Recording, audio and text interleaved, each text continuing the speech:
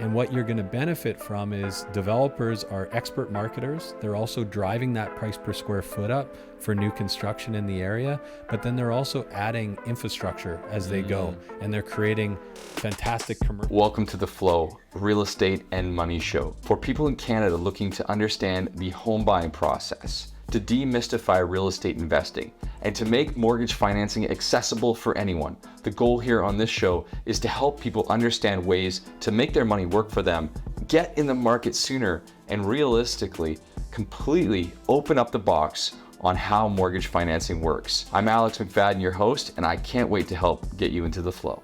And we're back for episode 2, ladies and gentlemen, with Adam Scalena. If you missed the last episode, it was fire. He got into all things related to the Vancouver real estate market and how his perception of the market's changed. Now, I don't want to ruin it here in case you haven't listened, but if you have not yet, I do highly suggest bookmark this one. Go back to the last episode and listen to it before you go any further, because Adam brings the heat and he gets into so much detail. Now, if you want to listen to this episode first, a couple things. Adam and his brother Matt own a fantastic podcast called the Vancouver Real Estate Podcast, which has hundreds of episodes. These guys bring the value, they bring incredible content, they bring great guests, and they go into a lot of detail as to virtually everything Vancouver real estate. You're not going to want to miss it. And if you're interested, check out Adam and his team and his podcast in the show notes below. We took a completely different approach to today's episode, and we went rapid fire. Adam and I just got into a conversation. We got into, I believe it was the top 7 things that you should be doing if you're thinking about getting invested into real estate. And the ideas just kept flowing and flowing and flowing and flowing. So I think we ended up getting to 9 or 10 unbelievable top secrets or tips or whatever. But this is kind of stuff that not everyone thinks about. And there is some real gold in there. Plus, if you stay to the very end of the episode, he actually got into the specifics of which markets or which areas in the market you should be looking to invest if you're thinking about investing into the Vancouver real estate market right now. Some gold in this episode. And as always, if you love the episode, please don't hesitate to give us that 5-star rating on iTunes. It would mean the world to us. It's the only thing we ask for. And share this out with a friend if you think that it's been positively impacting your life. As always, we hope you find your flow state. We'll talk to you soon.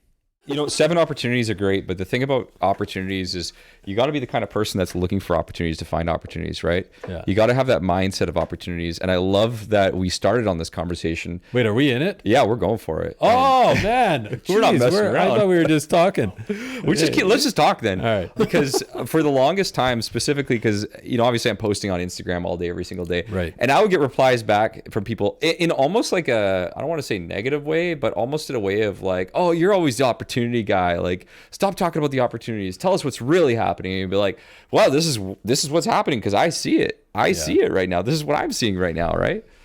Mindset is everything. It really is. And I really like starting this conversation where we just ended off talking a little bit about Matt's experience on a 100K run. Talk to me about that. Well, yeah. So, I mean, we were just talking like, I think right now there's a lot of negativity in the market. Mm-hmm.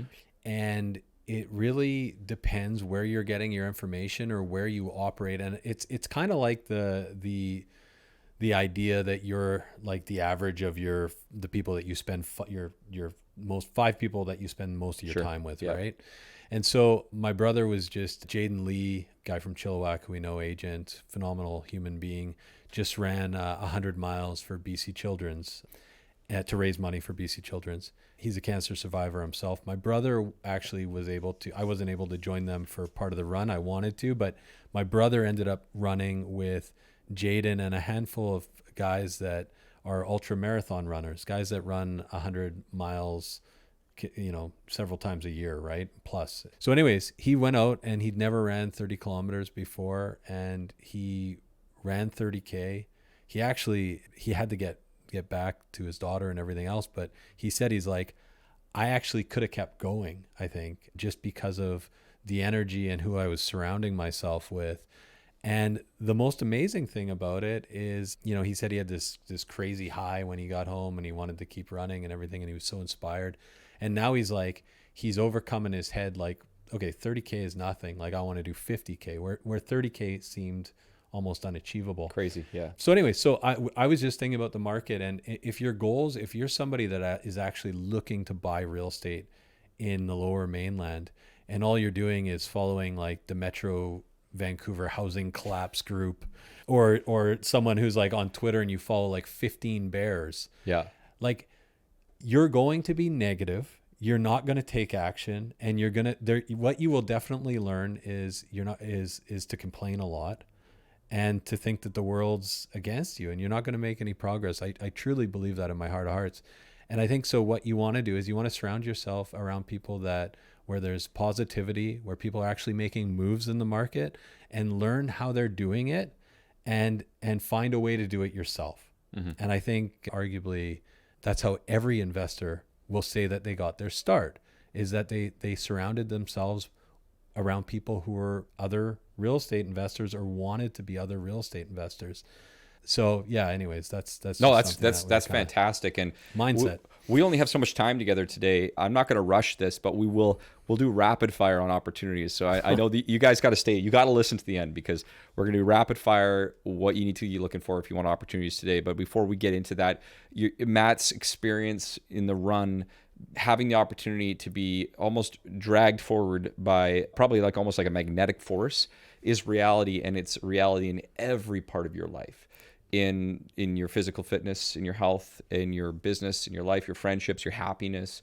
It's so true. So if you want to find a way to make money in real estate, then go find people who are and find ways to help them and bring them value, or be around them, or just listen to this kind of stuff and then start somewhere, which is so important. He was living, there's a book that I've read recently about a year ago by Dan Sullivan, guy I follow. It's called The Gap and the Gain. Not sure if you heard of it, but check it out. The idea is that most people live in the gap, which is, I wasn't able to do X, or I can't do X. Even though he ran 30 kilometers, his mind probably instantly says like, I only ran 30 and those guys ran 50 or ran 100. Exactly. But if you just take a deep breath and you look at it, you say, wow, I ran 30. Like, I did that. I ran 30. Yes, I can go to 50, but I made it 30. That's incredible. This is the feeling that I was able to achieve and working forward. So for all these inspiring real estate investors, there's probably a bigger purpose or a bigger reason. If you don't own a home, or if you do own a home, you did that. You've started. You've Totally. made the commitment by listening to this and taking one step. So just keep taking those steps and be happy for where you've come and not where you have to go. 100%. Couldn't agree more. Let's get into the goods. All right, this is rapid fire because we don't have a lot of time. So these are essentially how to find a deal in any market, essentially. Yes. Opportunities and how you create your own opportunities if you are looking for real estate in the Lower Mainland. I think it's applicable really for anyone that's looking for real estate. So we'll start it off. I've got a number of them and we'll just go till we run out of time. And then at the end, if we can, I've got a few areas for this specific market. I've got a few kind of geographical areas and product types or things that I would be looking for where I think there's real buying opportunities right now. So Perfect. If you're an investor, try and hang around till the end. Yeah, producer Dan's going to count us down so we know where we're at. Let's go. All right. We got the thumbs up. So number one is, we've been saying this for years, but learn to love no photos. Ooh. Okay. So this is when you are on MLS or realtor.ca or REW or wherever you search for listings and you see that listing that doesn't have any photos. That is an opportunity and you need to dig deeper. So first of all, your agent might be able to pull old photos from a previous listing. So request that, or do a drive-by on the building, Google it, the address, try and find out more about that, because what I can promise you is most buyers, when they're clicking through listings and they see no photos, they click right through it. So your competition has almost already been cut down dramatically. So now it's your time to basically dig deeper, find out if there's an opportunity, and be first. Love that. Street View, Google Street View, if it's a detached house, is fantastic, absolutely as well. I was looking at properties in the Okanagan just through the last couple of weeks, and specifically noticed that often the properties that don't have good photos are the ones that have been sitting longer, which means there's probably a level of negotiation that you could be having there. And generally speaking, if you, as you mentioned, start looking at the street views, they're in some fantastic, incredible areas. You just have people who don't know, as you mentioned, how to market them. And so the bonus tip on this one, and not that we're trying to add more to a show that we're trying to be concise on, but the bonus tip is that if it's an out of town agent or an out of their area of specialty, there's a really strong possibility. Like it's hard to even know your own submarket. So if you're the Langley expert and you're listing something in the Canby corridor, there's a high probability that you might have screwed up when it came to pricing. And so look for that as well.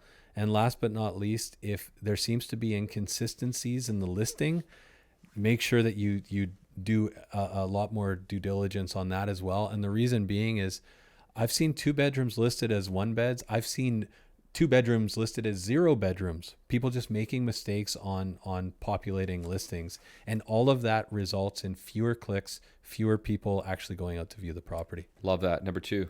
Number 2 is look for properties that you can add value to. So I've done this so much. We've done a number of renovations for sales. I hate the term flip, but a lot of renovations over the years where we've added bedrooms, added bathrooms, added laundry, anything that can take a property in one value and add it to a new value. And when I mean that, there's only so high you can go in, say, a 70s building that's a 1 bed. But if you elevate it to a 2 bed, now all of a sudden you've opened up a much larger spread in terms of the value of the property. Avoid doing expensive and extensive kitchen renovations, right? Well, this, you know what I mean. At the end of the day, I think where people are in trouble right now is biting off more than they can chew and not really understanding the costs of renovations. Renovations are really hard to manage at this exact moment post COVID. But I would say, if you can create a room by with a little drywall and some framing, adding a wall, I mean, that's a huge value add, right? Yeah. Just right there. Yeah, right? especially in this market. So look for floor plans that are amenable. So look for the floor plan. That's key. That's a little bonus tip in there. All right, what's number 3? Buy in an area that's close to new development, but I would argue buy properties that are already built. So generally speaking, we did this a year and a half ago for a presentation that we put on, but we went across the Lower Mainland looking at the prices of new construction versus properties built within the last 15 years in close proximity. And the spread, you would pay a premium typically for new construction of about 20 to 40%, depending on wood frame versus concrete, depending on the different sub-market.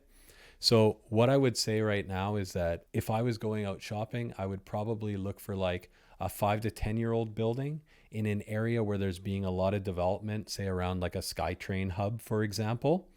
And what you're going to benefit from is developers are expert marketers. They're also driving that price per square foot up for new construction in the area, but then they're also adding infrastructure as they go, and they're creating fantastic commercial space and they're filling the area in. So if you're in a building, if you can get a significant discount in that immediate location, you are going to benefit from the halo effect and the value of the new construction being built in that area.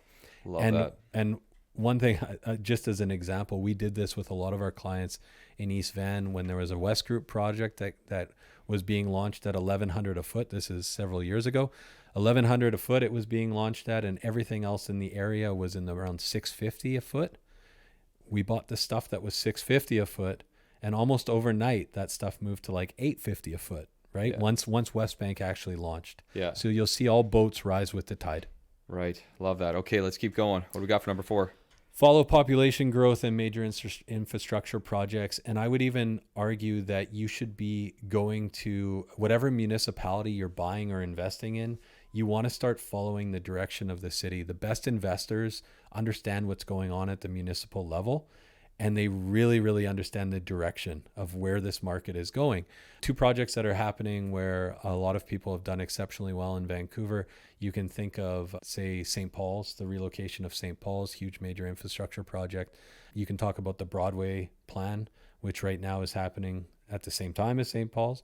And the reality is that the third thing is that because Vancouver's going through basically a blanket rezoning, moving to the multiplex rezoning, land values and best use is going up as well. So you need to be kind of tapped in of what's going on at the city and go kind of where kind of like the real activity hubs are forming in the city. And that applies to every municipality. Where's the development happening? Where's the excitement happening? And how can you follow that and benefit from the growth of that immediate location? Where does someone go to find out as much as possible? How do they get started learning that? I think the reality is, like, if you're at the municipal level, if you're kind of following official community plans, or like in Vancouver obviously has kind of like the Vancouver plan. But every municipality has their own plans for their areas. And then look at like what developers are doing and where the development community is building, and then follow transportation. Transportation is obviously huge, right? So a few tips. Yeah. That's good. All right, let's keep going.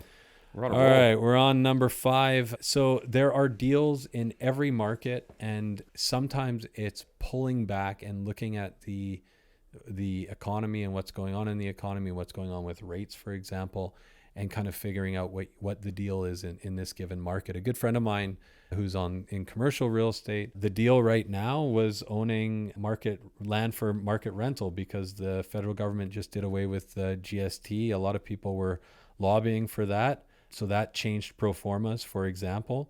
One thing we talked about before we started recording was during COVID, when the interest rates kind of bottomed out, like 1.49% 5-year fixed, the deal was in many cases the interest rate. Yep. Right. So you would get an incredible pay down on your investment properties.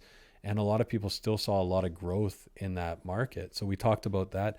Today, the deal might be, if you're an end user looking for a bigger home and you have a portable mortgage, that might be the deal, right? That you can move through with a substantial amount of whatever your carrying costs are, being still at yesterday's rate, but you're getting a better price point on the buy side, perhaps. So there's always a deal in every market. So talk to people in the industry and figure out what the deal is today and how you can potentially benefit from it. I love that. We're moving on to be first, be flexible. I love, this kind of ties into the learn to love no photos, but the reality is if you're monitoring the market and you're seeing something that is exciting, you want to try and get in immediately. A lot of people wait for the opens. I'm still so surprised sometimes when we have an open house and someone shows up and says, "What do you mean you have an accepted offer? This is the first open." I said, "Yeah, well, we had 30 groups through between Monday and Saturday, and we had 4 offers on Thursday," or whatever, right? But the point is that don't wait, try and be first. And you'd be surprised. Sometimes you can actually negotiate in the early days of a listing. Again, some of the best deals I've seen are ones that people tie up before the weekend. And it's because a lot of people just expect the property to be there on the weekend. And we've carved out a lot of deals for people that way. And that is usually people who are not working with either an informed agent or any agent as well. That's it. So if you see it, it's that little bit of, it's always not easy to put in the legwork. For example, maybe you have a busy day at work, or you're tired because your kid kept you up the night before, or whatever it is, but make that showing happen. The most recent property that we bought in the last year, the way we saw it is I saw it come up. I just started driving towards the listing. Yeah. And I was just calling the agent while I was driving there. I said, "Hey, I'm in the area. I just wanted to pop by and have a look." And that's literally how we got it, right? So, and we were able to negotiate a good deal early on. And then the agent said my phone really started ringing 48 hours later, but it was, we already had it under contract. So there's the ability, if you are first, it's super valuable. And the bonus tip on that one is be flexible. Be able to complete when the seller needs to complete. This is kind of something we've done in the past, but if the house is very cluttered and someone's been there for a long time, call it a hoarder house, we have written in a clause that the seller can take what they want and leave what they want, and we'll dispose of it.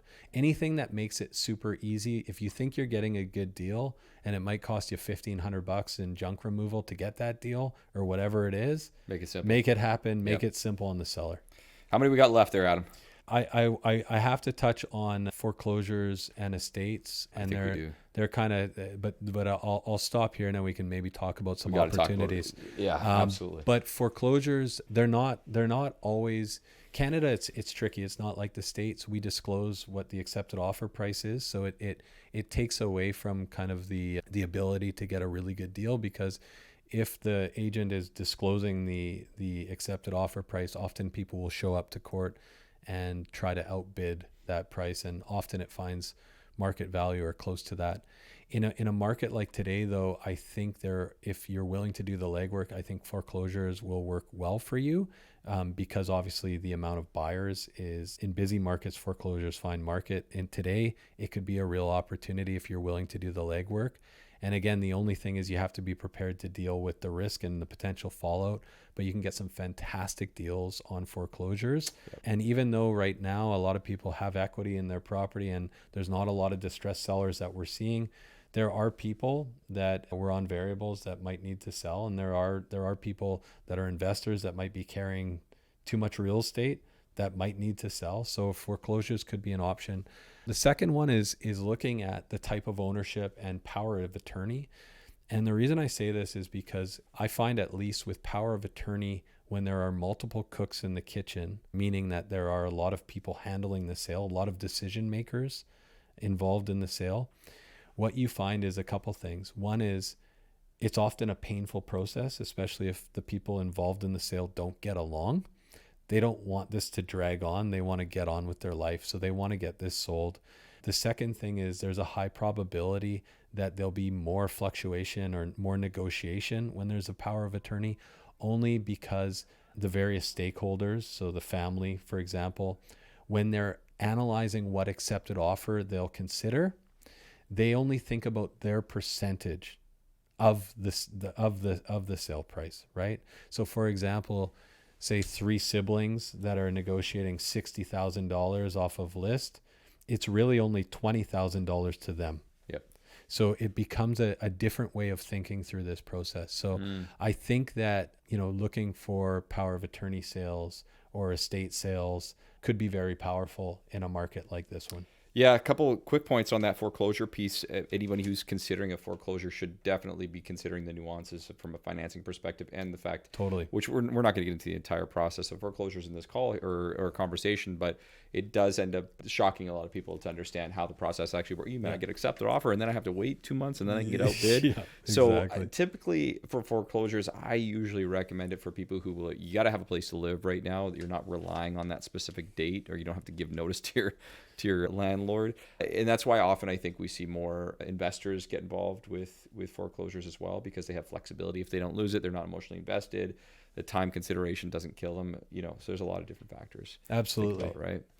Let's talk about areas and opportunities. So, a big thing about when you talk to enough people and you look at the market day to day, as you do, you get the opportunity to see the different areas that are opportunities for a certain period of time. It doesn't mean that there will be an opportunity there forever, and it doesn't mean that there won't be another opportunity, but I'd love to hear where you are seeing things right now in this current climate. So one thing that we do is when we're monitoring the market in general, we are often looking for gaps in the market.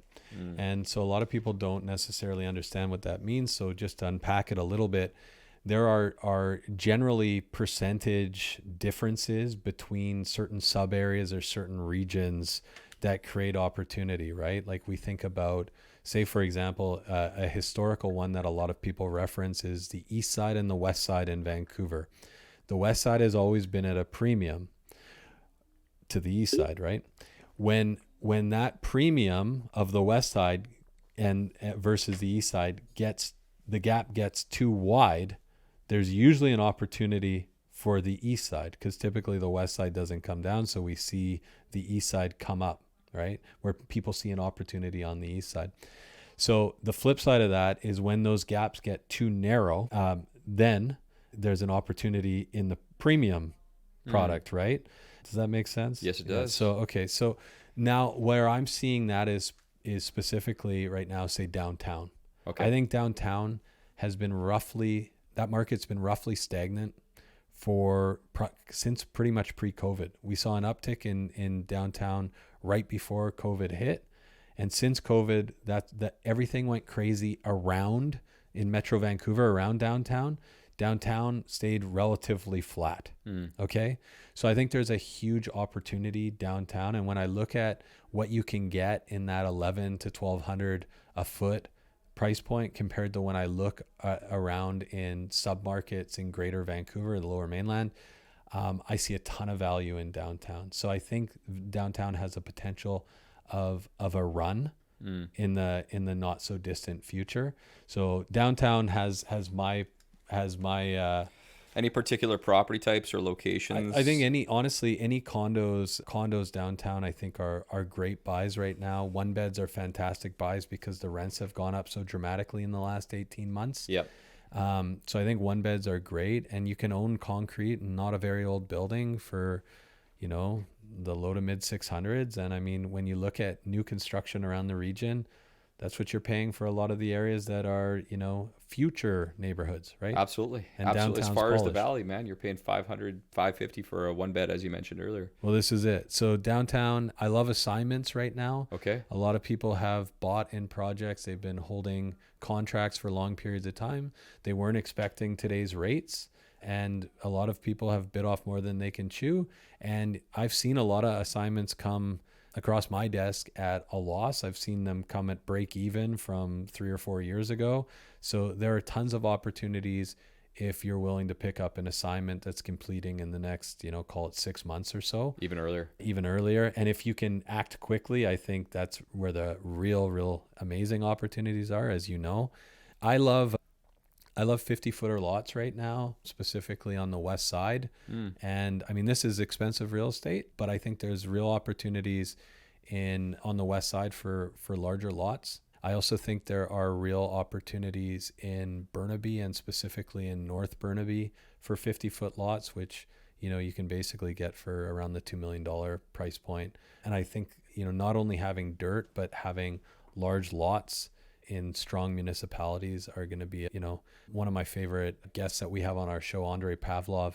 His best investment advice is buy as much land as you can, as far west as you can buy it. And I truly think that's an easy way to simplify real estate investing in Vancouver. I like it. Get that dirt. Get that dirt as far west as you can. And and 50-footers or more, just large lots, are fantastic. And I think there's some great buying opportunities if you have the gunpowder. Those are 3 incredible opportunities. Do you have any more, or?